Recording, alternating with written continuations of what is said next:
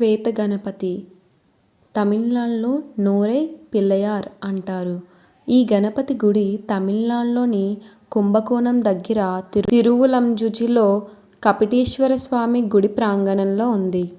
ముందుగా ఈ వీడియో తెలుసుకునే ముందు నా ఛానల్ని సబ్స్క్రైబ్ చేయండి, షేర్ చేయండి, సపోర్ట్ చేయండి అండ్ లైక్ చేయండి. ఈ గణపతి ఎంతో ఆశ్చర్యకర విశేషం ఉంది. దేవతలు, రాక్షసులు అమృతం, ఇతర సంపదలు పొందడానికి సముద్రమథనం చేసిన విషయం అందరికీ తెలిసిందే.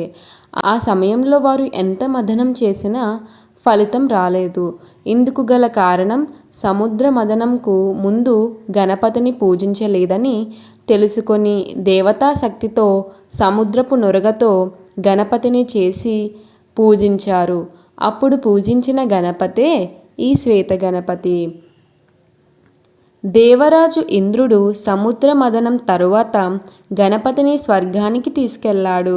తర్వాత కొంతకాలానికి ఇంద్రుడు అహల్య పట్ల అనుచిత ప్రవర్తనకు అహల్యాదేవి ఇంద్రుణ్ణి శపించింది.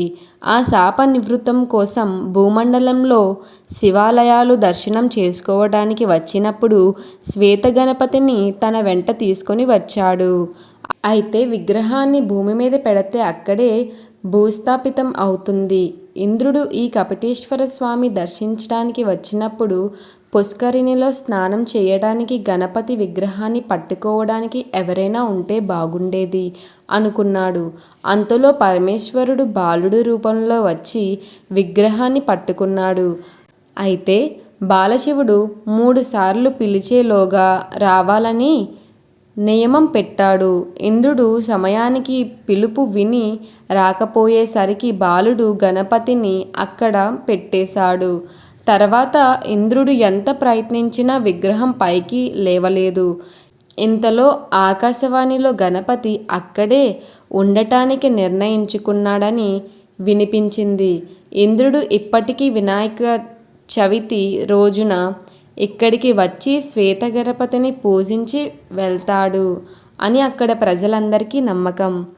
ఈ ఆలయం తమిళనాడులోని స్వామిమలైకి వెళ్ళే మార్గంలో కుంభకోణం నుండి 8 కిలోమీటర్ల దూరంలో తిరువులాంచుజిలోని కమర్దీశ్వర్ లేదా జడైముదినాథర్ ఆలయంలో ఉంది.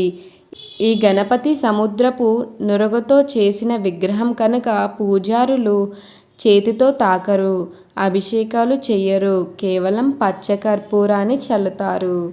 ఈ శ్వేత గణపతిని దర్శించుకుంటే వివాహం కాని వారికి తొందరగా వివాహం అవుతుందని ఇక్కడి ప్రజల నమ్మకం. Thank you for watching.